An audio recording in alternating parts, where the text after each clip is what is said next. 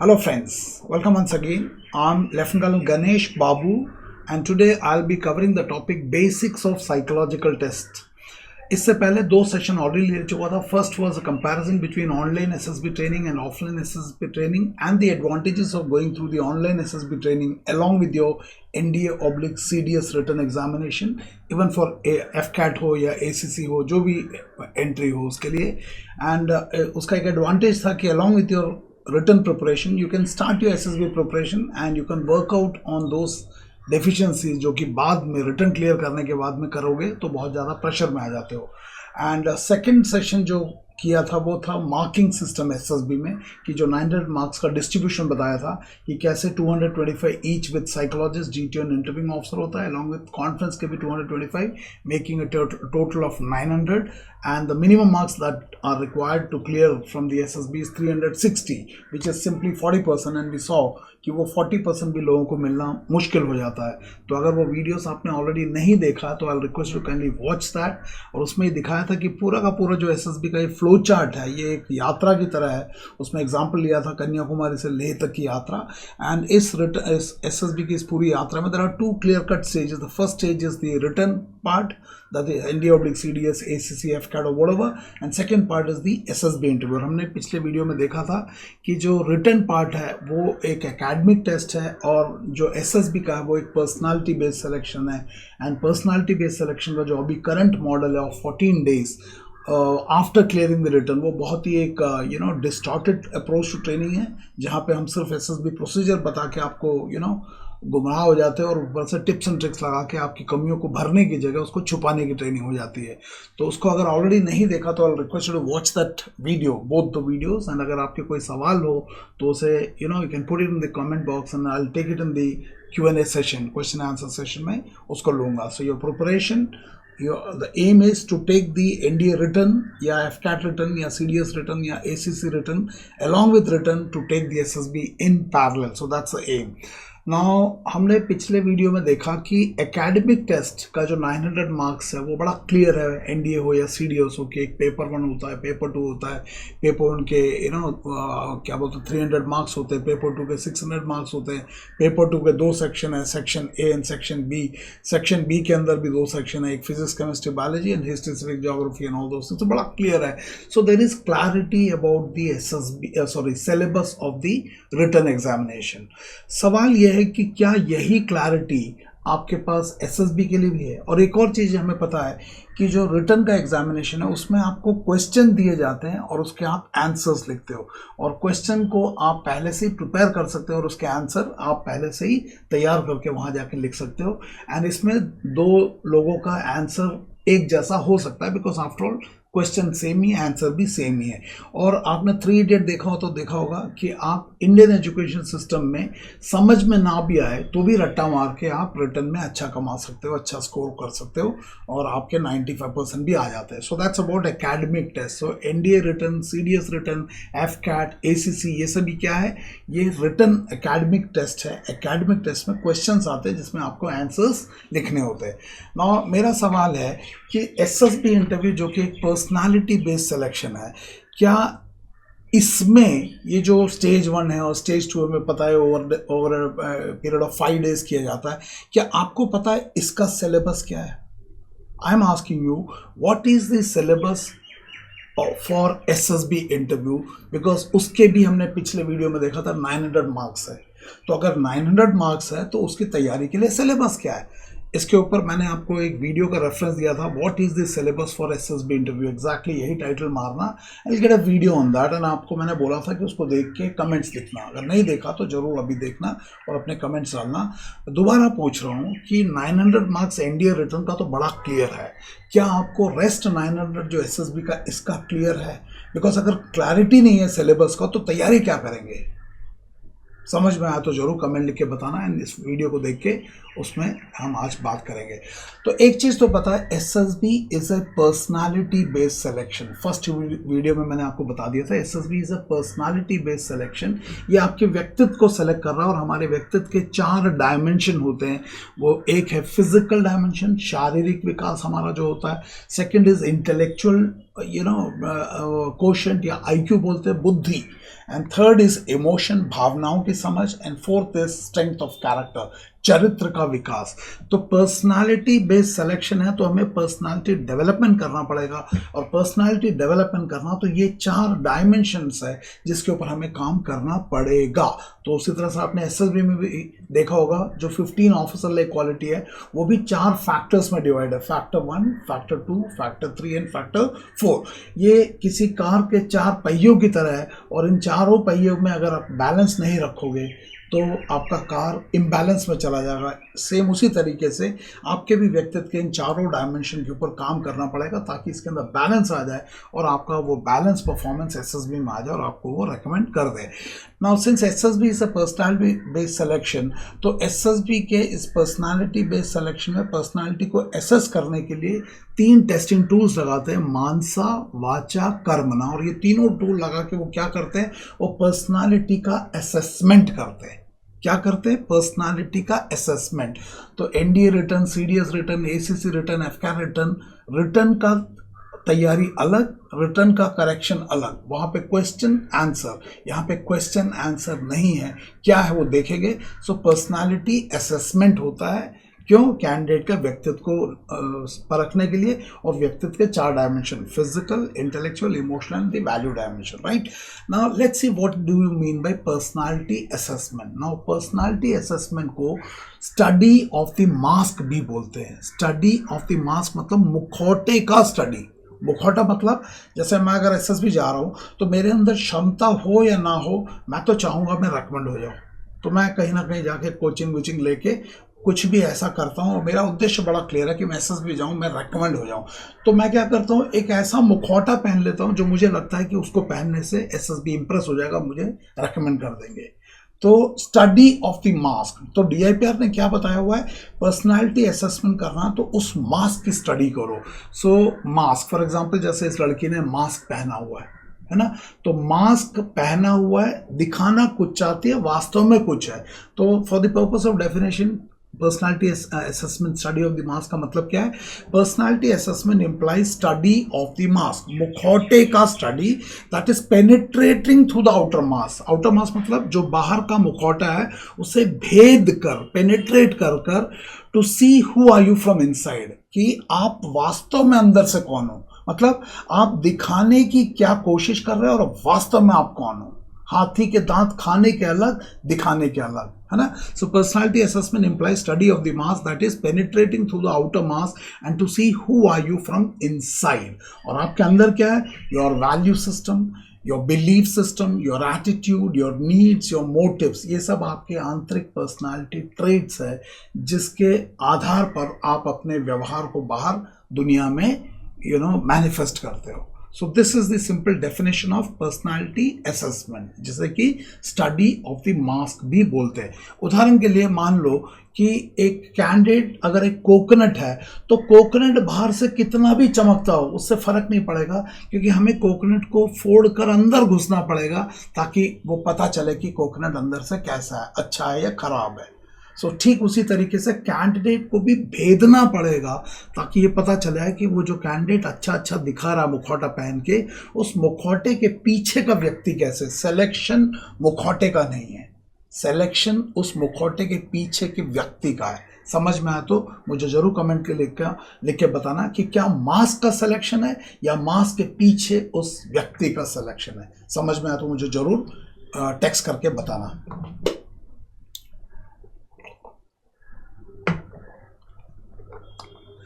So this is personality assessment. Now इस assessment के through इन चारों डायमेंशन को साइकोलॉजिस्ट, जीटीओ, इंटरव्यूइंग ऑफिसर वो चेक करते हैं अपने अपने तरीके से, बट करते तीनों क्या है, पर्सनालिटी का असेसमेंट, एंड वो हमने डेफिनेशन ऑलरेडी हमने देख लिया, राइट। ना फॉर एग्जांपल देखो इधर, नाउ हम सब मुखौटा लगाते हैं, मैं भी लगाता हूँ, आप भी लगाते हैं, बट कुछ लोगों का मुखौटा इतना मोटा होता है कि उसके पीछे का व्यक्ति बहुत खतरनाक। तो एक वो चेहरा जो हम समाज को दिखते हैं और एक वो चेहरा जो हमारी वास्तविकता है। इस एग्जाम्पल से आप समझ जाओगे।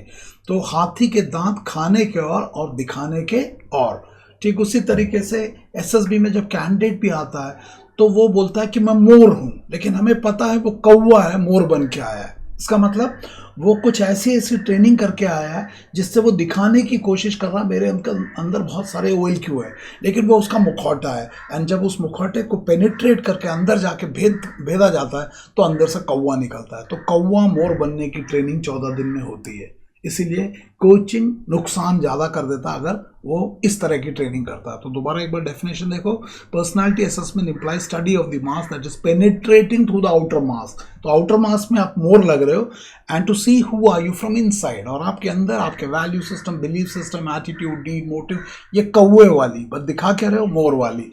तो ये है मुखौटा, है ना। तो एक कैंडिडेट भी जब जाता है SSB में तो वो तो दिखा रहा है कि मैं मोर हूँ, लेकिन वास्तव में वो मोर है या नहीं है, उसके लिए the mask has to be penetrated. और ये तीनों लोग करते हैं, साइकोलॉजिस्ट, GTO, इंटरव्यू ऑफिसर, अपने अपने तरीके से। इस वीडियो में हम स्पेसिफिकली साइकोलॉजिस्ट के बारे में बात करेंगे। तो ये लड़की यहाँ पे बैठी हुई है बहुत अच्छे से, लेकिन ये भी एक मुखौटा पहन के आई है, और हम देखना चाहेंगे इस मुखौटे के पीछे का व्यक्ति किस प्रकार का है। समझ में आया तो जरूर कमेंट लिख के बताना। सो आज हम क्या करेंगे, SSB का ये फ्लो चार्ट है जिसका मैंने कल कवर किया था, पिछले वीडियो में कवर किया था। सो इसमें आज हम साइकोलॉजिकल टेस्ट के बारे में देखेंगे, और ये देखेंगे साइकोलॉजिकल टेस्ट में वो जो TAT, WAT, SRT के टूल्स को लेके किस तरह से ये पर्सनालिटी असेसमेंट करते हैं, स्टडी ऑफ द मास करते हैं, और किस तरह से मास को पेनिट्रेट करते हैं। मैं एक एग्जांपल भी लूँगा, उससे आपको ये पूरा का पूरा चीज़ समझने में बहुत आसानी हो जाएगा। सो साइकोलॉजिकल टेस्ट में मानसा बोलते हैं, और आपको पता है कि इसमें TAT, WAT, SRT and SG होता है इसी सीक्वेंस में। और आपको कल के वीडियो में देखा था कि 225 मार्क्स होते हैं इस साइकोलॉजिस्ट के पास, है ना। तो मार्क्स को भी एक साइड रखते हैं, हम देखते हैं कि ये है क्या। नाउ मैंने कल के वीडियो में और आज के स्टार्टिंग में बताया कि NDA का रिटर्न या CDS का रिटर्न, FCAT या ACC का रिटर्न जो है क्या एकेडमिक टेस्ट है, और उसमें क्वेश्चन और आंसर पूछा जाता है। लेकिन SSB इंटरव्यू जो कि एक पर्सनालिटी बेस्ड सिलेक्शन है, इसमें क्वेश्चन आंसर नहीं पूछा जाता है। इसमें क्या पूछा जाता है, इसमें स्टिमुलस दिया जाता है और आपको बोलते हैं रेस्पॉन्ड करो। स्टिमुलस का मतलब परिस्थिति और रेस्पॉन्स का मतलब प्रतिक्रिया। तो ये परिस्थिति और प्रतिक्रिया पे काम करता है, इसे बोलते हैं SR मॉडल या स्टिमुलस रेस्पॉन्स मॉडल। टेक्स्ट में लिख के बताओ, SR मॉडल लिखो। Please understand the difference. Academic test में क्वेश्चन और आंसर, और यहाँ पे स्टिमुलस एंड रेस्पॉन्स, परिस्थिति और प्रतिक्रिया। So what led to the situation, मतलब उस जो दिया हुआ परिस्थिति है वो किस कारण से हुआ, and what is currently happening is a problem solving, what is the final outcome, उसका अंत क्या है। सो जरूर नीचे कमेंट में लिखना SR मॉडल, ताकि मुझे पता चल जाए कि आपको ये पता चल रहा है दोनों टेस्ट में फर्क है ना। SR मॉडल को समझने के लिए मैं एक एग्जांपल बताता हूँ। फॉर एग्जांपल ये पिक्चर दिया हुआ है, आप लोगों ने इस पिक्चर को पहले भी कहीं देखा होगा। एक यंग टीनेजर लड़की है जो खिड़की में टांग डाल के खड़ी है, उसका टांग में चप्पल भी नहीं है, हाथ से रिलैक्स खड़ी है, और एक लड़का कमरे के अंदर खड़ा हुआ है। And you can see this, है ना, you have to observe this picture in 30 seconds. This picture is called the stimulus. वही NDA के रिटर्न में क्या आया था, क्वेश्चन आया था, यहाँ पे क्या आ रहा है, स्टिमुलस आ रहा है। और इसके बाद साइक आपके पास आपको 3 सवाल पूछता है। पहला सवाल है what led to the situation, दूसरा है व्हाट इज करंटली हैपनिंग, तीसरा what is the final outcome. What led to the situation मतलब दिया हुआ ये जो घटना है, ये पिक्चर के थ्रू जो दिया हुआ घटना है, ये किस कारण से घटित हुआ। व्हाट इज करंटली हैपनिंग मतलब अभी क्या हो रहा है, and what is the final outcome मतलब भविष्य में इसका आउटकम क्या होगा, इसका अंत क्या होगा ना। जब ये पिक्चर को किसी कैंडिडेट को दिया तो ये कैंडिडेट ने उस पिक्चर को ऑब्जर्व किया, उसको प्रोसेस किया, उसके बाद उसने एक रेस्पॉन्स दिया। तो यहाँ पे 2 चीज दिख रहा है, stimulus presented by the psychologist and response given by the candidate. Now अब हम क्या करेंगे, इस कैंडिडेट के रेस्पॉन्स को सुनेंगे।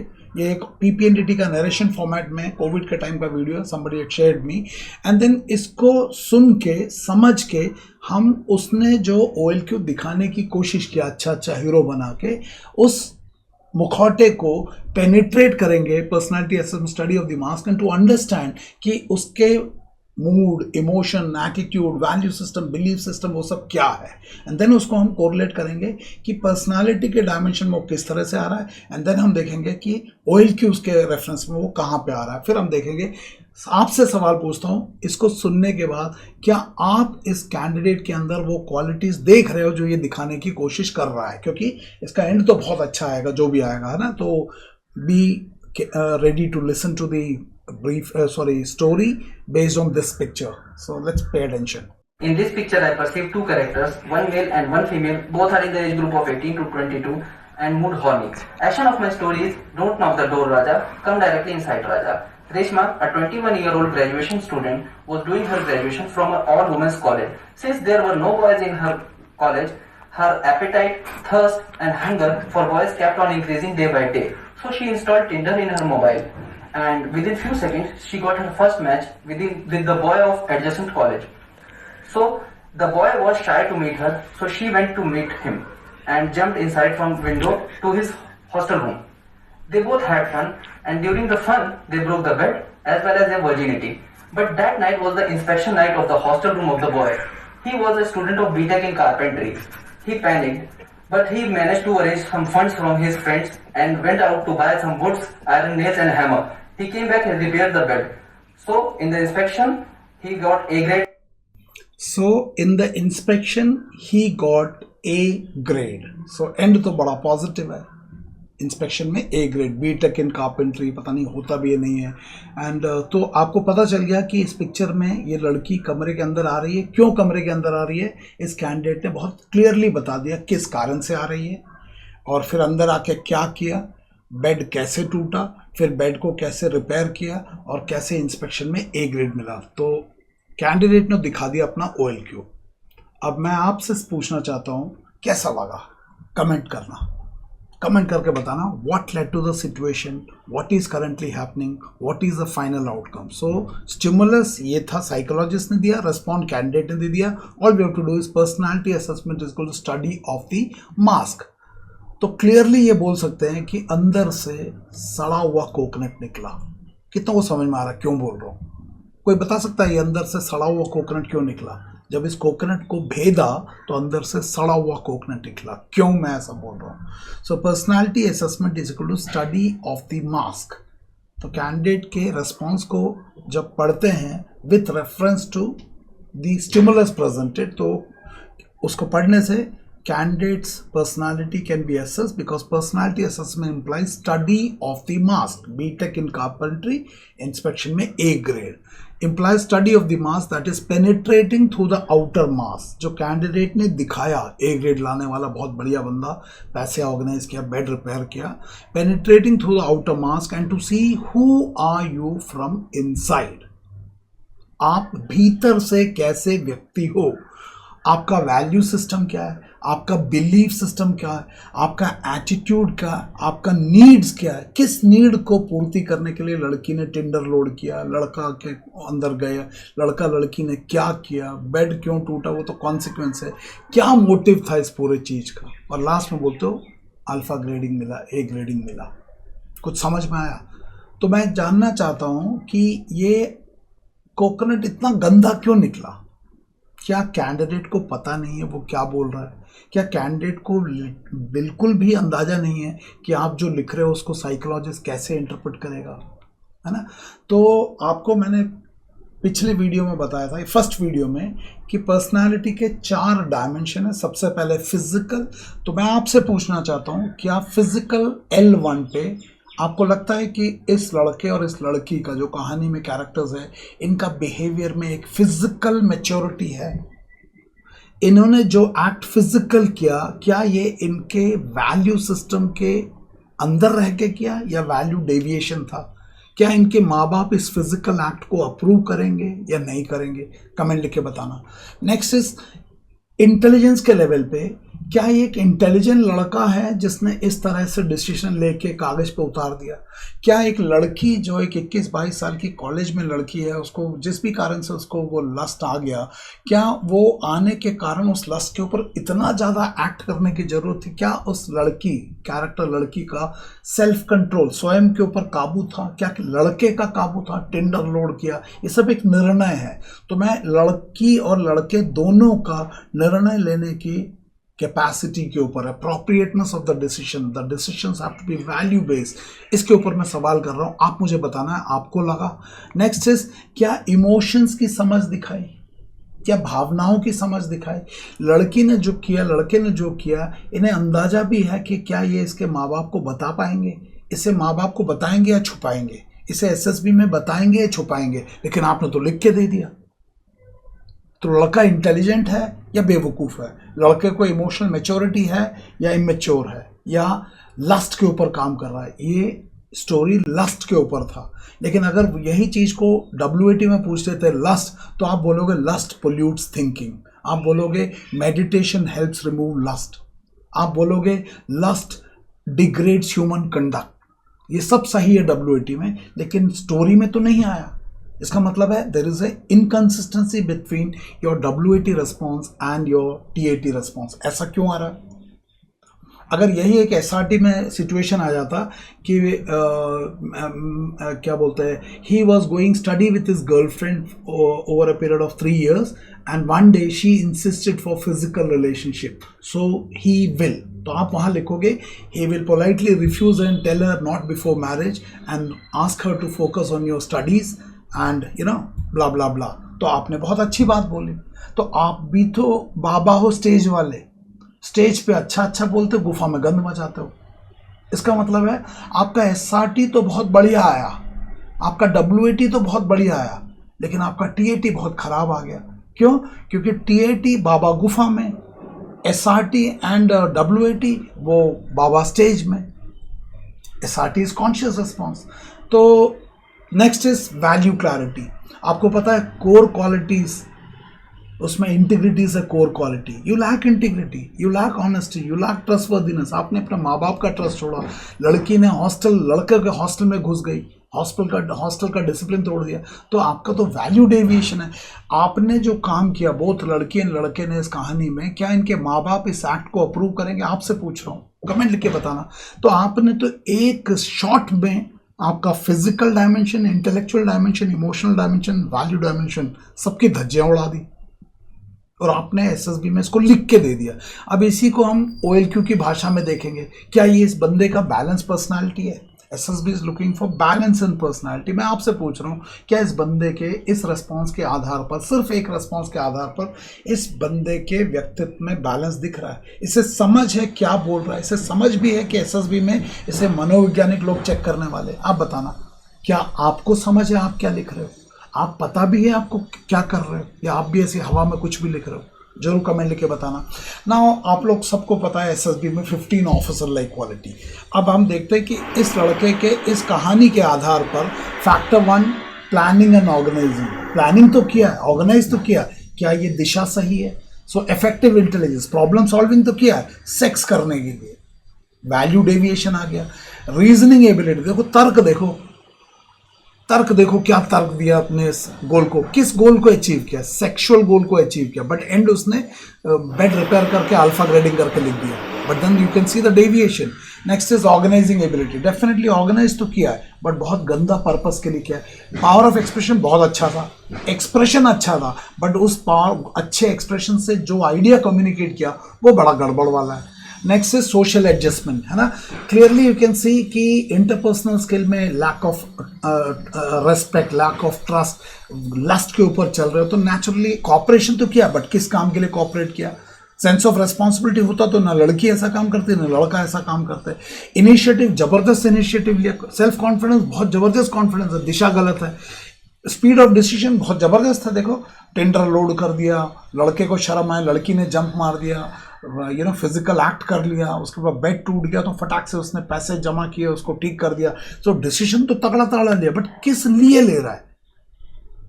गति के साथ दिशा भी ध्यान देखो, दिशा तो गलत हो रही है ना। Ability to influence, yes influence तो किया भैया, लड़के लड़की ने एकदम एक दूसरे को मोटिवेट कर दिया, इन्फ्लुएंस कर दिया, इंस्पायर कर दिया, and they got into some physical activity, but then it is value deviant, value का डेविएशन, जीवन मूल्यों से परे हट गया। लाइवलीनेस, लाइवलीनेस तो है यार दोनों में। Under pressure they perform extremely well.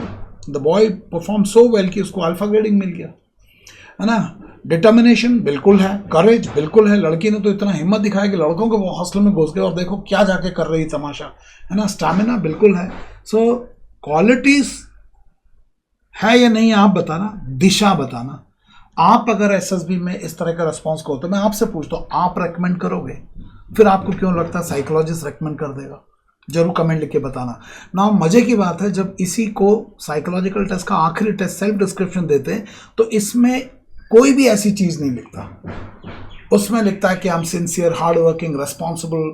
उसमें my parent think I am worthy of anything, trustworthy, my friend think I am sincere, hard working. ऐसा लगता है कि बिल्कुल साफ सुथरा बंदा, बिल्कुल साफ सुथरा, लेकिन आपके टीएटी में इतना कचरा। मैं आपसे सवाल पूछना चाहता हूं कि जब आप इतना गंदा टीएटी में, जो कि पहला टेस्ट है, उसमें लिखते हो, तो आखिरी टेस्ट में एसडी में इतना अच्छा क्यों लिखते हो? मजाक में मैं बोलता हूँ, एसडी देखने से ऐसा लगता है आपका जन्म नहीं हुआ, आपका अवतार हुआ है। लेकिन आपका टीएटी देखने से ऐसा लगता है कि आप मलमूत्र में फंसे हुए हो। क्यों ऐसे हो? क्यों ये डिफरेंस आ रहा है? इतना अच्छा एसडी लिखा है लेकिन इतना गंदा टीएटी क्यों? सवाल बताना, सवाल का जवाब। यूं समझ लो, अगर कैंडिडेट एक गिफ्ट है तो एसडी गिफ्ट रैपिंग है, एसडी गिफ्ट रैपिंग है, तो एसडी में बहुत अच्छा लिखा है। लेकिन जब हम उस गिफ्ट को खोलते हैं तो उसके अंदर अच्छा नारियल आना चाहिए, लेकिन उसके अंदर से कचरा नारियल आ रहा है। तो जब हम इस गिफ्ट को खोलते हैं तो उसके अंदर जो आता है वो मैच होना चाहिए, तब बोलेंगे कंसिस्टेंसी इन परफॉर्मेंस, कि आपने जो एसडी में लिखा वही चीज टीएटी में आ रहा है, वही डब्ल्यूएटी में, वही एसआरटी में आ रहा है। लेकिन आप एसडी में अच्छा लिखते हो तो गिफ्ट रैपिंग अच्छा हो गया, लेकिन जब पेनिट्रेट करके अंदर जाते हैं वहां पे कचरा आ जाता है। आप बताओ, समझ में आ रहा है? So personality assessment is equal to study of the mask, that is it implies study of the mask, that is penetrating through the outer mask and to see who are you from inside, your value system, your belief system, your attitude, your needs, your motives। और ये सब इस candidate का गड़बड़ आया। समझ में आया तो जरूर कमेंट के बताना। सो साइकोलॉजिकल टेस्ट का assessment is based on projective technique, यानी कि आपके अंदर जो कुछ भी है वो प्रोजेक्ट होके बाहर आ जाएगा। कैसे आएगा आगे के बताऊंगा कैसे वो। So psychological assessment in context of the arm forces involves a systematic observation of candidate's behaviour under specified condition and in relation to specific stimuli. Theory पे ज़्यादा नहीं जाएंगे, यूँ समझ लो कि ये तो एक पिक्चर था, 12 picture, 60 WAT, 60 SRT and SD 15 minute में, ये सब स्टिमुलस है। इस स्टिमुलस को कैंडिडेट को प्रेजेंट किया जाएगा और कैंडिडेट इस पर रिस्पॉन्ड करेगा। फिर हम देखेंगे कि कितना इसके अंदर consistency. I call it congruence in performance, I call it congruence in performance. आपके मानसा, वाचा और कर्मना में जुड़ाव, आप कैसे सोचते हो और कैसे बोलते हो और कैसे करते हो, इसके अंदर जुड़ाव। आप बहुत अच्छा सेल्फ डिस्क्रिप्शन लिखते हो लेकिन सेल्फ को इंप्रूव नहीं करते। सवाल जवाब देना सवाल का, can you right a good self description without developing the self first? समझे क्या बोला? Second, can you right a good self description if you don't know the self? इस केस में ये कैंडिडेट सेल्फ के बारे में अच्छा नहीं समझ है, इसलिए वो बड़ा बड़ा चीजें लिख देता है एसडी में, लेकिन टीएटी में कचरा निकल रहा है। आप एक गंदे कुएं से अच्छा पानी निकालने की कोशिश कर रहे हो। समझ में आया मैंने क्या बोला? एक गंदे कुएं से अच्छा पानी निकालने की कोशिश कर रहे हो। दूसरा एग्जांपल, आप गंगोत्री को साफ किए बिना गंगा साफ करना चाहते हो। दोबारा बोलता हूं, आप गंगोत्री को साफ किए बिना गंगा साफ करना चाहते हो। ये हो सकता है, जब गंगोत्री ही प्रदूषित है तो गंगा कहां से साफ हो जाएगी? तो आप अपना ताकत एसएसबी के प्रिपरेशन के नाम से रेस्पॉन्स को ठीक करने के लिए लगा रहे हो। हमें इसे शिफ्ट करके प्रोसेस पे लाना पड़ेगा, थिंकिंग प्रोसेस पे। समझ में आया तो लिखना कि रेस्पॉन्स से हमें शिफ्ट करना पड़ेगा सोच पे, क्योंकि जैसी हमारी सोच वैसा हमारा व्यवहार, विचार से व्यवहार। तो आपका विचार ही अगर करप्टेड है तो व्यवहार कहाँ से अच्छा हो जाएगा? समझ में आया तो जरूर लिखना। तो ये स्टिमुलस है, ये 12 TAT, 60 WAT, 60 SRT and SD, और इस पे आप रेस्पॉन्ड करोगे। इसके अंदर कंसिस्टेंसी चाहिए। तो आप में से जो लोग भी साइकोलॉजिकल टेस्ट देना चाहते हो या आपको असेसमेंट करना चाहते हो, आप आगे मैं नंबर दूंगा अनअकैडमी का, उस पर आप कांटेक्ट कर सकते हो। एंड उस पर कांटेक्ट करने के बाद you can go through this entire psychological test assessment to see whether इसके अंदर जुड़ाव आ रहा है या नहीं आ रहा है। इस केस में नहीं आ रहा है। So psychologists attempts to understand the effects of various components of situation presented on this behavior of the candidate with the purpose or intent to select candidate who crosses the bottom line for the criteria laid down for average officer. Theory में नहीं जाएंगे, psychologist अलग अलग stimulus दे के आपके response के pattern के base के ऊपर देखता है कि आप जो एक एक्सेप्टेबल एवरेज ऑफिसर का थ्रेशोल्ड आया उससे ऊपर आ रहे हो या उससे नीचे। अगर उससे ऊपर आ रहे हो तो आपको रेकमेंड कर देगा क्योंकि आपको ट्रेनेबिलिटी लगा के क्लियर कर देगा, लेकिन उससे नीचे आ रहा है जैसे इस केस में आपको उठा के बाहर फेंक देगा। समझ में आया तो मुझे बताना, इसके नोट्स आप बनाना तो बना सकते हो। और ये एवरेज ऑफिसर का कॉन्सेप्ट और ये थ्रेशोल्ड कौन डिसाइड करता है, इसका टेक्निकल कंट्रोल एसएसबी का डीआईपीआर का पास है, जिन्होंने हम सब एसएसओस को ट्रेन किया है। मुझे या कोई भी SSO, psychologist, GTO, interviewing officer, technical officer, इन सबको किसने ट्रेन किया है? डीआईपीआर ने। तो अगर कोई एसएसबी से रेकमेंड हो जाता है वो एसएसबी का ट्रेनिंग नहीं करा सकता। इट इज़ लाइक किसी ने सर्जरी करा लिया, सर्जरी सक्सेसफुल हो गया, अब वो सर्जन नहीं बन सकता। तो आजकल बहुत सारे लड़के लड़कियां ये बोलते हैं कि मैं प्रीवियसली एसएसबी रेकमेंडेड हूँ इसलिए मैं अब आपको एसएसबी की ट्रेनिंग करूँगा। नो, आप सिर्फ सर्जरी करवाया, आपने, आप सर्जन नहीं बने, आपने डीआईपीआर का ट्रेनिंग नहीं किया, आपने सिर्फ टेस्टिंग टूल से निकल के क्लियर कर दिया। आपको ही नहीं पता आप क्यों क्लियर हो गए। एटलीस्ट जब मैं क्लियर हुआ था, रेकमेंड हुआ था, मुझे भी नहीं पता। तो इस तरह की ट्रेनिंग से बचो जहां पे लोग ये बोलते हैं कि मैं एसएसबी रेकमेंडेड हूं इसलिए मैं आपको एसएसबी की ट्रेनिंग करा सकता हूं। नो, वो सर्जरी सक्सेसफुल पास हो गए। Many of them have only gone 10 times to SSB, they have not cleared, but they are now today guiding it. तो आप लोग बेवकूफ बन जाओगे, because इसका तो कॉन्सेप्ट ही अलग है। Next is the concept of average officer is described through the presence of certain qualities in the candidate which are termed as OLQ. So certain qualities that are present in the candidate as OLQ, not to be acted. कौवा मोर बनने से आप OLQ को छिड़क रहे हो, OLQ झलकना चाहिए, जैसे इस कैंडिडेट का कचरा झलका। सो OLQ को छिड़कने की ट्रेनिंग नहीं करना, इसको झलकना चाहिए, झलकने के लिए अंदर होना चाहिए। सो समझना, these OLQs have been generated based on job analysis. तो there is a job requirement, उस job requirement के आधार पर DIPR ने इसे किया है। इसका डेफिनेशन आपको मिल जाने से और आप अच्छी अंग्रेजी कर ली और आप 4 बार SSB चले गए और 2 बार रेकमेंड हो गए, एनडीए जाके वापस आ गए, तो आप इसकी ट्रेनिंग नहीं करा सकते क्योंकि आप DIPR से ट्रेंड नहीं हो, आप सिर्फ टेस्टिंग टूल से रेकमेंड हो गए हो, लेकिन आप उस टेस्टिंग टूल के एक्सपर्ट नहीं बन गए। तो अपने आप को बचाओ और एक सही ट्रेनिंग लो। समझ में आया तो मुझे बताना। मैं आपसे पूछता हूं, इस लड़के को अगर आप साइकोलॉजिस्ट होते, आप जीटीओ होते, आप इंटरव्यू ऑफिसर, आपको लगता है कि ये निकल जाता? अगर ये जीटीओ और पर्सनल इंटरव्यू में क्लियर भी हो जाता तो कॉन्फ्रेंस में साइकोलॉजिस्ट इसको गाड़ देता, सिर्फ इस एक कहानी पे। क्यों? Value deviation. आप मुझे बताना आपकी समझ में क्यों ये लड़का रेकमेंड होना चाहिए, और अगर आपको लगता नहीं होना चाहता तो क्यों। उसी तरह से आपको क्यों लगता है आप रेकमेंड होने योग्य हो। आज आप TAT WAT रट के कहीं से SG ले लेते हो, कहीं टिप्स एंड ट्रिक्स लगाते हो, कोर क्वालिटी छुपा लेते हो, क्या यही ट्रेनिंग है? सोच के देखो मैं क्या बोल रहा हूँ, सीरियस बात कर रहा हूँ। मेरी बातें कड़वी लग रही होगी लेकिन सच्ची है, और मैं इसलिए बोल रहा हूँ बिकॉज समय रहते लंबी अवधि में इसे ठीक किया जा सकता है ना। सो मैंने 3-4 चीज़ें इस स्लाइड में बोली, concept of balance personality, concept of average officer and OLQs को। तो OLQ डिकोडेड एक सीरीज है ना।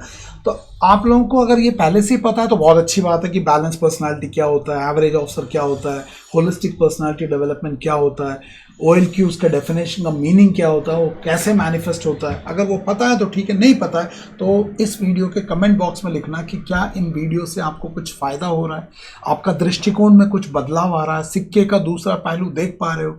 और अगर देख पा रहे हो और इन टॉपिक्स के ऊपर आपको वीडियो चाहिए तो कमेंट लिख के बताना, and I will make more videos on this. और उन वीडियोज़ को जितना हो सके उतना शेयर करो। तो उन वीडियोज़ को मैं बनाऊंगा बेस्ड ऑन योर कमेंट्स। अगर कमेंट्स नहीं आएगा तो आई एज्यूम कि आपको ये सब चीज़ें आता है, will move forward, right. Let's go further. तो मैंने आपको फर्स्ट वीडियो में दिखाया था कि जो हाथी कैंडिडेट देख रहा है और जो हाथी SSB देख रहा है उसमें बहुत ज़्यादा गैप है। This is called the reality and the perception of reality. वास्तविकता और उसके दृष्टिकोण में, परसेप्शन में बहुत डिफरेंस है।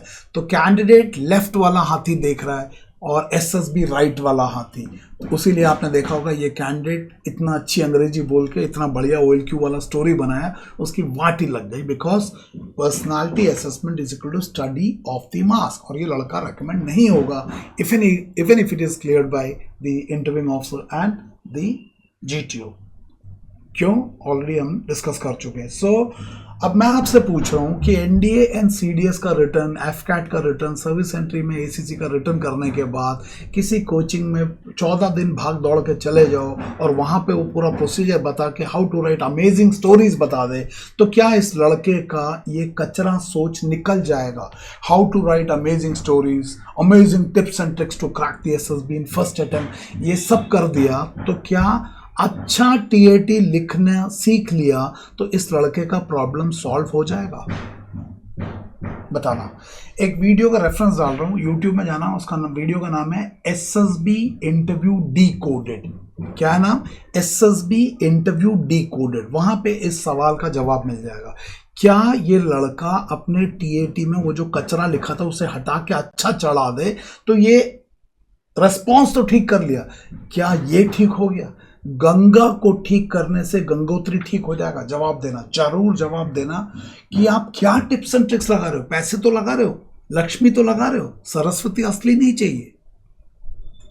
तो दोबारा सवाल पूछ रहा हूं, TAT, WAT, SRT, GTO, फट्टा बल्ली को ठीक करने से क्या ये बंदा ठीक हो जाएगा? फौज में जाएगा तो इसका एक चरित्रवान बंदा, एक अच्छा ऑफिसर बनेगा, या वही कचरा don't knock the door raja come directly inside राजा बनेगा? सोच के बताना। सो आइडिया लग गया होगा कि NDA, CDS ये एक एकेडमिक टेस्ट है, क्वेश्चन आंसर आता है, लेकिन उसके आगे की जर्नी SSB का पर्सनालिटी बेस्ड सिलेक्शन है, ये स्टिमुलस रिस्पांस मॉडल पे आता है, और एक गिफ्ट रूपी कैंडिडेट जो बाहर से चमकता है उसको खोल देते हैं, और अंदर अगर खोखलापन है आप सेलेक्ट नहीं होंगे। और आपको पता है SSB का selection rate is 3.6 which is very very low. जरूर कमेंट लिखे बताना इस स्लाइड से आपको क्या समझ में आया, और इससे ये भी समझ में आ जाना चाहिए कि आपका रिटर्न से आगे की स्ट्रैटेजी अभी से ही शुरू करना है। इसके ऊपर जरूर कमेंट लिखे मुझे बताना। उसके अलावा मैं आपको अगले वीडियो के लिए, मतलब ऑनलाइन वीडियो के लिए भी, यूट्यूब के लिए भी, एंड ये जो स्पेशल सेशन होता है जो अनअकैडमी के प्लेटफॉर्म पे फ्री सेशन, उसके लिए भी इस पिक्चर पे आप लोग एक स्टोरी लिखना और मुझे बताना कि वॉट एवर इस पिक्चर में हो रहा है, what led to the situation, what is currently happening and what is the final outcome. अब क्योंकि आपने ये वीडियो देख लिया है पिछले वाले बंदे का, तो आई एम श्योर आप वो कचरा तो नहीं आएगा, लेकिन लेट्स सी आप क्या बताते हो। फिर उसके बाद हम इसके ऊपर एक सैम्पल स्टोरी, 1 या 2 या 3 सैम्पल स्टोरी इसके ऊपर डिस्कस करेंगे प्लस क्लासेस में, राइट। सो आपको एक आइडिया मिल गया कि psychological test which is based also called projective technique आसान नहीं है। इसके अंदर 4 टेस्ट है, TAT, WAT, SRT and SD। इसके बारे में आगे बात करेंगे। ये प्रोजेक्टिव टेक्निक है। And what is projective technique? जिस तरह से इस लैपटॉप के अंदर जो भी कंटेंट होगा आप क्लिक करोगे वो HDMI केबल के थ्रू प्रोजेक्टर में चलेगा, प्रोजेक्टर प्रोजेक्ट कर देगा। जिस तरह से इस लड़के ने पेन को यूज करके कागज में लिखा, तो क्या गलती पेन के थी कि पेन ने गंदा गंदा लिखा? नो, गलती पेन की नहीं थी, गलती क्या था? फीड वो आया था। फीड कहाँ से आया? लड़के के दिमाग से। तो लैपटॉप के अंदर कचरा था तो प्रोजेक्टर के अंदर कचरा आ गया। प्रोजेक्टर की या स्क्रीन की गलती नहीं है। तो साइकोलॉजिकल टेस्ट डोजियर में जो कागज है उसकी गलती नहीं है, जो पेन है उसकी गलती नहीं है, हाथ की गलती नहीं है, सोच की गलती है। क्योंकि सोच में कचरा तो प्रोजेक्टर से कचरा बाहर आ गया। ठीक उसी तरीके से जब इस कैंडिडेट को ये स्टिमुलस दिया, भले जो पिक्चर पहले दिया था, ये पूरा जो स्टिमुलस देता है, ये स्टिमुलस अंदर जाके इसको डबल क्लिक करता है, इसको ट्रिगर करता है। ट्रिगर करने से अंदर एक थिंकिंग प्रोसेस शुरू होता है ना, जिससे कि साइकोलॉजिस्ट में, साइकोलॉजिकल टेस्ट में बोलते हैं मानसा, आप सोचते कैसे हो। तो लड़के की सोच में गड़बड़ आई। मानसा, बाहर परिस्थिति दिया था, परिस्थिति में एक लड़की कमरे से अंदर आ रही थी और मनस्थिति इस लड़के के अंदर। सो परिस्थिति वर्सेस मनस्थिति वीडियो बनाऊंगा, कमेंट लिख के बताना what do you mean by paristhiti, what do you mean by manasthiti. लड़के का कंट्रोल परिस्थिति में होना चाहिए या मनस्थिति में होना चाहिए? कहाँ गड़बड़ हुआ? दिए हुए परिस्थिति में गड़बड़ था या भीतर की मनस्थिति में गड़बड़ था? अगर मनस्थिति में गड़बड़ था तो मैं SML का एक सेल्फ मैनेजमेंट लीडरशिप का एक लाइन बोलता हूँ, if you can manage the world inside you, you can manage the world outside you. तो यहाँ पे लड़के ने द वर्ल्ड इनसाइड को मैनेज नहीं कर पाए। समझ में आया तो कमेंट लिख के बताना। उसके बाद उस SML के वीडियो के ऊपर भी, कंटेंट के ऊपर भी मैं एक दो या तीन वीडियो बनाऊंगा, ताकि आपको ये पता चल जाए कि थिंकिंग को कैसे साफ करना है। आप ओवर थिंकिंग करते हो, आप स्ट्रेस में रहते हो, लो सेल्फ एस्टीम से सफ़र करते हो, आप हीन भावना से ग्रसित हो, ये सब सोच आपको रेस्पॉन्स देने में मदद नहीं करेगा।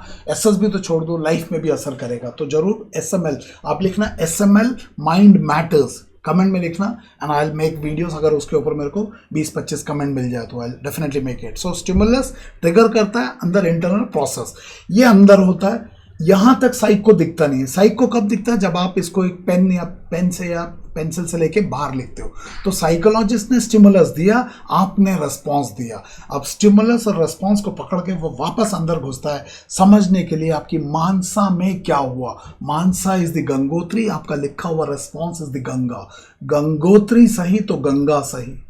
हम क्या कर रहे हैं कोचिंग में जाके? गंगोत्री में प्रदूषण, गंगा ठीक कर रहे हैं, बेवकूफ बना रहे हैं। गिफ्ट रैपिंग ठीक कर रहे हैं, प्रॉब्लम गिफ्ट में। समझ में आया तो बताना, समझ में आया तो बताना। और उसके बाद साइकोलॉजिस्ट क्या करता है? इस रेस्पॉन्स को पढ़ता है और इस गिफ्ट को खोल देता है। अगर उसके अंदर से अच्छा आया तो रेकमेंड, अच्छा नहीं आया तो not recommend. So it is called projective technique. So projective technique is an instrument that is considered specially sensitive to covert और अनकॉन्शियस एस्पेक्ट ऑफ बिहेवियर। यानी कि आपके अवचेतन मन के, जो आपके अंदर के आइसबर्ग थ्योरी में आपने देखा होगा, जो आपके अंदर के छुपे हुए विकारों को बाहर निकाल देता है। थ्योरी में ज़्यादा नहीं घुसेगा। It permits and encourages a wide variety of response. अगर आपने कोचिंग किया तो सबके रेस्पॉन्स कंडीशन हो जाते हैं। तो एक वर्ड बोलता हूँ, उसका मीनिंग मुझे कमेंट बॉक्स में लिख के बताना। रेस्पॉन्स कंडीशनिंग या प्री कंसीव नोशन, इसका मतलब क्या है? और मैं एक और पूछना चाहूँगा कि जो बाकी वीडियोस आप देखते हो और इन वीडियोस में आपको क्या अंतर लग रहा है? कुछ तो अंतर है बाकी वीडियोस में और इस वीडियो में, आपको क्या अंतर लग रहा है? So projective technique is highly multi dimensional and it invokes usually rich response data within a minimum of subject awareness concern the purpose of the test. क्या मतलब है? ये जो TAT का टेस्ट है, अगर आप कोचिंग ना लो और आप वास्तविकता तरीके से लिखो तो ये बहुत ही मल्टी डायमेंशनल इमोशंस को इन्वोक करता है, आपका रेस्पॉन्स में बहुत ज़्यादा डेप्थ देता है, और ये मिनिमम कैंडिडेट के अवेयर है। आपको पता भी नहीं चल रहा आप क्या लिख के दे रहे हो। जैसे इस लड़के ने डोंट नॉक द डोर राजा और बेड रिपेयर करके अल्फा ग्रेडिंग लेके आ गया, उसको पता ही नहीं उसने क्या लिख दिया। तो कैंडिडेट को पता भी नहीं चलता, इंस्पायर्ड ऑफ कोचिंग पता नहीं चलता, क्योंकि कोचिंग में तो हम टिप्स एंड ट्रिक्स देते हैं। But you come to these classes Unacademy के प्लेटफॉर्म पे and then you will realize how clearly you will know कि आप क्या कर रहे हो, उसमें कहाँ पे करेक्शन की जरूरत है। So this projective technique जो है, projective technique is effective in revealing the covert, latent and unconscious aspect of personality। उन dimensions को खोल के बाहर निकाल देता है जिसकी शायद आपको भी पता नहीं है, जैसे इस लड़के ने कर दिया। It is an unstructured task, unlimited variety of responses are possible। अगर आप कोचिंग में जाके रेस्पॉन्स कंडीशन नहीं करते तो TAT में बहुत ज़्यादा रेस्पॉन्स वेरिएशन आता है और उससे काफ़ी ज़्यादा डेटा इंटरप्रिटेशन के लिए मिलता है ना। वेग एंड एम्बिगुअस स्टिमुलस, है ना, जो स्टिमुलस दिए बड़े वेग होते हैं, एम्बिगुअस होते हैं, और आपसे पूछते हैं what led to situation, what is currently happening, what is the final outcome. और इसको जब आप अंदर लेके अंदर प्रोसेस करते हो तो candidates interpretation, how he structures the situation will reflect fundamental aspects of his और साइकोलॉजिकल फंक्शनिंग के। आप भीतर से कैसे विचारधारा रखते हो, आपके मोटिव क्या है, इमोशंस क्या है, एटीट्यूड क्या है, वैल्यू सिस्टम क्या है, बिलीफ सिस्टम क्या है, नीड्स क्या है, मोटिव क्या है, सब बाहर आ जाता है। कैसे? आगे जब हम टेस्ट के ऊपर काम करेंगे तो बिल्कुल पता चलेगा। सो ये आपको बिल्कुल खोल के रख देगा, है ना। Through responses candidates characteristic, thought pattern, value system, belief system, emotion, needs, anxieties and inner conflicts gate reflected. आपने देख ही लिया ये सब आपके भी आएंगे, है ना। डिस्गाइज टेस्टिंग प्रोसीजर, पता ही नहीं चलता ये कर क्या रहा है। TAT, what led to situation, WAT, दुनिया भर के वीडियो ये नहीं समझ में आता करता क्या, होता क्या, ये होता है। So disguise testing procedure, test taker they are rarely aware of the psychological interpretation that will be made of his response। कहने का मतलब कैंडिडेट को अंदाजा भी नहीं है कि आपने जो रेस्पॉन्स लिखा है उसको साइकोलॉजिस्ट किस तरीके से इंटरप्रेट किया। तो ये एकेडमिक टेस्ट नहीं है, ये साइकोलॉजिकल टेस्ट है। इसके बारे में आगे बहुत डिटेल में बात करेंगे ना। इस टेस्ट को देते टाइम कुछ बेसिक अजम्पशंस है। पहली अजम्पशन है effective in revealing covert latent and unconscious aspect of personality. बड़ा माना जाता है कि आपके सारे रिस्पॉन्स जो भी आते हैं उसके अंदर ये एस्पेक्ट्स बाहर निकल के आते हैं, यानी कि आपका वो डायमेंशन जो आपको भी नहीं पता वो भी बाहर निकल के आता है, सबकॉन्शियस डायमेंशन का, right. No response is accidental, कोई भी रिस्पॉन्स गलती से नहीं आता, उसके पीछे कोई ना कोई कारण है। मैं एक स्टेटमेंट बोलता हूँ, for every outside effect there is an inside cause. दोबारा बोलता हूँ, for every outside effect there is an inside cause. इसका क्या मतलब है बताना, इसको हम एनीवे हम आगे करेंगे। अगर आपने किसी कोचिंग में जाकर रट्टा भी मारा है, रट्टा मार के उसको भी TAT, WAT, SRT, SD में लिख दिया, वो भी आपके बारे में बताता है, because no response is accidental. Even एक रट्टा वाला जो रेस्पॉन्स है वो भी एक इफेक्ट है। For every outside effect there is an inside cause. आपके अंदर बुद्धि की कमी है, आपके अंदर विवेक की कमी है, आपको यही नहीं पता कि जिस जगह पे सिलेक्शन करने जा रहे हो वहाँ का साइकोलॉजिस्ट, ड्यूटी इंटरव्यू ऑफिसर, क्या वो इतने बेवकूफ़ है कि आपका रटा हुआ चीज़ को लिख देंगे। तो ये रटा हुआ इंफॉर्मेशन भी उनके लिए एक इंटरप्रिटेशन वैल्यू देता है। So no response is accidental, including coaching वाले। कोचिंग वाले को तो उनका पैसा मिल जाएगा, लेकिन आपकी बैंड बज जाएगी, क्योंकि आप उनके रेस्पॉन्स को लिखते हो, आपकी बैंड बजा दिया जाएगा, because that also gives psychologist, GTO interview officer value for interpretation. So no response is accidental, for every outside effect there is an inside cause. Now, ये छोड़ दो, ये कॉम्प्लेक्स है। The candidate is unaware of what he is disclosing about himself. It taps candidate's private world. Candidate को पता ही नहीं है TAT, WAT, SRT के थ्रू वो क्या दे रहा है साइकोलॉजिस्ट को, और उसका इंटरप्रिटेशन वैल्यू क्या है, वो उसके प्राइवेट वर्ल्ड जिसे वो जीवन में नॉर्मली छुपाना चाहता है वही बाहर निकाल के देता है। इसको और अच्छे से समझना है तो यूट्यूब में जाके क्लिक करना, टाइप करना सेल्फ अवेयरनेस की टू सक्सेस। वीडियो है सेल्फ अवेयरनेस की टू सक्सेस। वहां पे एक कॉन्सेप्ट है Johari window, Q1, Q2, Q3, Q4. Q1 is called open area, Q2 is called blind area, Q3 is called hidden area, Q4 is called unknown area. So Q1 is आप भी जानते हो, मैं भी जानता हूँ। Q2 इज आप नहीं जानते, मैं आपके बारे में जानता हूँ। Q3 इज आप अपने बारे में जानते हो लेकिन दूसरों को नहीं बताना चाहते। Q4 इज ना आपको पता ना दूसरों को पता है। Q4 is a subconscious dimension. ना Q3 इज आप अपने बारे में जानते हो लेकिन आप दूसरों को नहीं बताना चाहते हो, वो भी बाहर निकल जाता है। एंड Q4 इज ना आप जानते हो ना दूसरे जानते हो, उसमें से भी डेटा निकाल देता है साइकोलॉजिस्ट। क्या है कैसे इसका बारे में डिटेल में आप जाके वीडियो देखना, सेल्फ अवेयरनेस की टू सक्सेस, और कमेंट लिख के बताना जोहारी विंडो से क्या समझ में आया। And then you will understand कि साइकोलॉजिकल टेस्ट, GTO इंटरव्यू में कितनी आसानी से वो डेटा बाहर आ जाता है। There is a parallel between projective technique behaviour and the behaviour in the real social environment. Now ये बहुत खतरनाक है। ये कहता है कि जो प्रोजेक्टिव टेक्निक या साइकोलॉजिकल टेस्ट में जो बिहेवियर पैटर्न आपका आया है हीरो के बिहेवियर के फॉर्म में, ये एक अजम्पशन है कि वही या मिलता जुलता बिहेवियर का पोटेंशियल रखते हुए वो कैंडिडेट रियल जीवन में भी, मतलब जो प्रोजेक्टिव टेक्निक में किया है वैसा ही व्यवहार रियल जीवन में भी करने की संभावना रखता है, क्योंकि वो सोच दोनों एक ही है। एक टेस्ट इन्वायरमेंट में प्रोजेक्टिव टेक्निक से बाहर निकल के आए और एक जीवन में वास्तव में निर्भया का रेप किया क्योंकि वो गुण अंदर थे। जब निर्भया बस में आई तो वो गुण बाहर आ गया। तो यहाँ पे TAT में वो गुण बाहर आ गया क्योंकि पिक्चर में लड़की ने टांग डाला था और उसको देखते आपके अंदर से वो आ गया। यानी आपने जो प्रोजेक्टिव टेक्निक में बिहेवियर पैटर्न दिया है, साइकोलॉजिस्ट ये मान के चलेगा यही पोटेंशियल आप रियल लाइफ में भी करने की क्षमता हो, इसलिए रेकमेंड करना या नहीं रेकमेंड करना वो बहुत सोच समझ कर निर्णय लेगा। समझ में आया तो जरूर बताना। Next is characteristic of projective technique. Projective technique के कुछ कैरेक्टरिस्टिक है, उसको भी देख लेते हैं। अनस्ट्रक्चर्ड है, disguised testing procedure, ambiguous stimulus, composite structure of personality, freedom of response. Freedom of response जो है ये खत्म हो जाता है जब आप कोचिंग में जाते हैं, क्योंकि वो कहानियां ही पकड़ाए थे आपको, 60 कहानियां पकड़ लो, WAT रट लो। तो ये रटने से आप फ्रीडम ऑफ चॉइस को खत्म करके आप रेस्पॉन्स कंडीशनिंग कर लेते हो। समझ में आया तो बताना। एंड इसका इंटरप्रिटेशन बड़ा क्वालिटेटिव है एंड इसके कुछ एडवांटेज और डिसएडवांटेज भी जल्दी जल्दी वो भी देख लेते हैं। Advantage, individual can not falsify response. Coaching में जाके मैनिपुलेट कर लेता लेकिन ओरिजिनलिटी बाहर लीक हो ही जाएगा क्योंकि अंदर कचरा भरा हुआ। गंगोत्री में कचरा कब तक छुपाएगा। Next is reveal unconscious aspect of personality, reveals emotion, conflict, motive, needs etcetera हमने देख लिया है।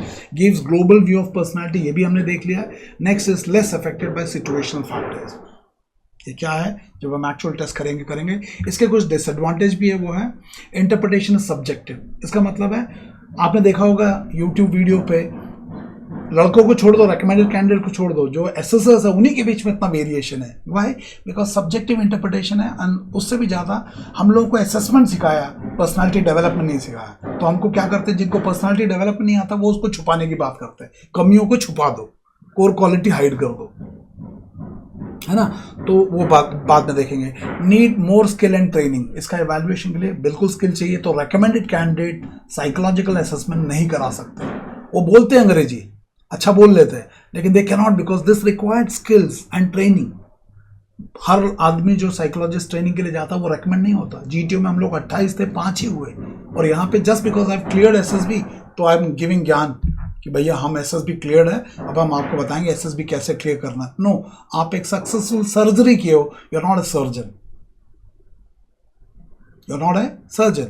Next is it's a time consuming process, है ना। हर जब मैं साइकोलॉजिकल टेस्ट असेसमेंट करता हूँ तो समय लगता है उसके ऊपर, 12 कहानियाँ, एफर्ट लगता है, ऊपर से खोखला काम नहीं है। It takes lot of time and then correlating कि रेस्पॉन्स क्या था, वो क्या था, टीएटी में क्या है, डब्ल्यूएटी में क्या है, takes time. Non interactive in nature, candidate से बात ही नहीं करते, तो कैंडिडेट के पास वो लिबर्टी नहीं है कि आप साइकोलॉजिस्ट को समझा पाओ कि सर मैं ये बोलना चाहता था, वो आप कर ही नहीं सकते। सो आपके रिटर्न एक्सप्रेशन में इतनी क्लैरिटी होनी चाहिए कि साइकोलॉजिस्ट के दिमाग में डाउट ही ना आए। सो वो आपका वो है। सो आपको समझ में आ गया होगा कि अगर कैंडिडेट को एक गिफ्ट मान ले तो 2 सवाल, कैंडिडेट एक गिफ्ट है तो एसएसबी 2 चीज़ कर रहा है। पहला सवाल, what is being tested in the SSB interview, बड़ा क्लियर है, SSB is testing the personality of the candidate. तो अपने पर्सनालिटी को डेवलप करो, ना कि TAT WAT.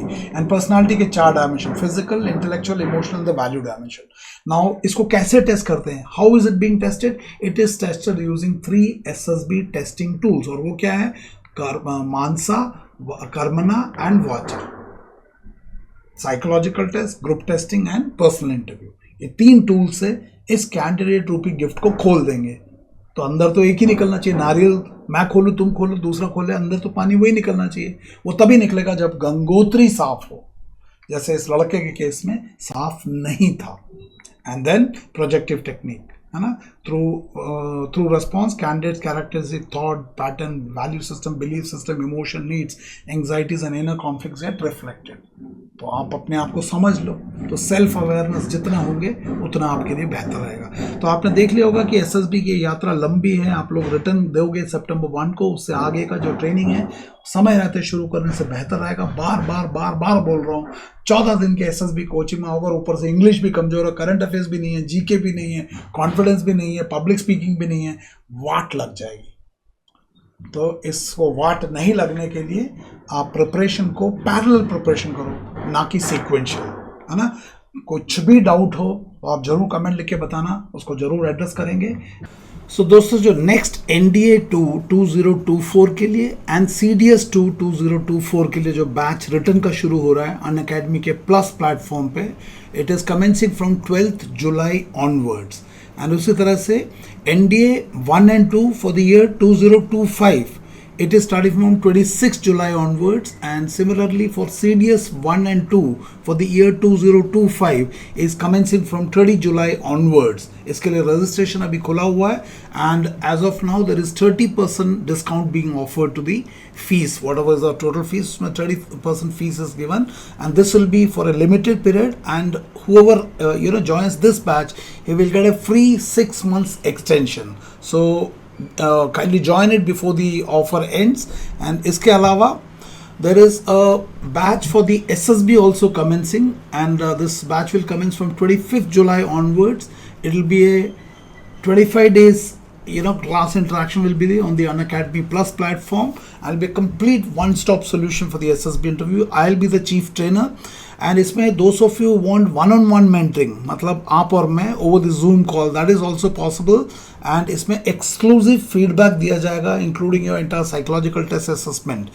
And this will be available in the Unacademy का iconic batches. So you are most welcome to join that. And those who wish to join the regular plus classes, it is commencing on 25th July onwards. So complete 500% clarity will be given, and all your doubts will be cleared. I'll be the chief mentor for that, and the enrollment is open. You're most welcome to enroll for the same. In case of any assistance required or any clarification required, you can contact on this Unacademica helpline number 8585